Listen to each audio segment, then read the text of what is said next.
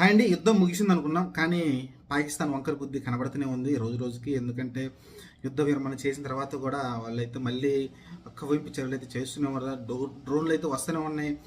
వాళ్ళు పక్కనేమో మేము కాల్పుల విరమణ చేశాము, సీజ్ ఫైర్ కంటిన్యూషన్ అవుతుందని ఒక పక్కన పాకిస్తాన్ చెప్తూనే మళ్ళీ రాత్రిపూట్ల వచ్చేసి డ్రోన్లు అయితే అటు పంజాబ్ వైపు అయితే ఎల్ఓసి దాటి బయటికి రావడం చూస్తున్నాం. డ్రోన్లు అయితే వాటిని అయితే ఎదురుదాడి అయితే మనం అయితే చేస్తూ ఉన్నాం.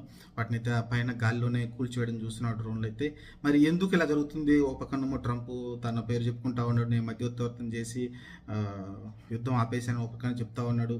సరే, ఇవన్నీ జరుగుతున్న పరిణామాల మధ్య అయితే మరి స్ట్రాంగ్ కౌంటర్ అయితే ఇవ్వాల్సి ఉంటుంది. ఎందుకంటే యుద్ధం 5 గంటలు ఏదైతే మనం అనుకున్నాం కదా, మొన్న ఏదైతే యుద్ధం సీజ్ ఫైర్ అనుకున్నామో దాని తర్వాత వాళ్ళు వరుసగా మీరు చూస్తే ప్రతిరోజు ఏదో ఒక డ్రోన్ వస్తూనే ఉంది. డ్రోన్ మరి కలిసి ప్రభుత్వానికి, సైన్యానికి, ఏదైతే ఆర్మీ సైన్యానికి పంతన సరిగ్గా లేదా వాళ్ళకి పాకిస్తాన్లో. ఎందుకంటే సైన్యం తన సొంత నిర్ణయాలే తీసుకుంటూ ఉంటుంది. ఎందుకంటే గవర్నమెంట్తో సంబంధం లేకుండా యాక్చువల్గా ఆర్మీ అనేది గవర్నమెంట్ తోటి రెండు సమన్వయంతో ఏదైతే సమన్వయంతో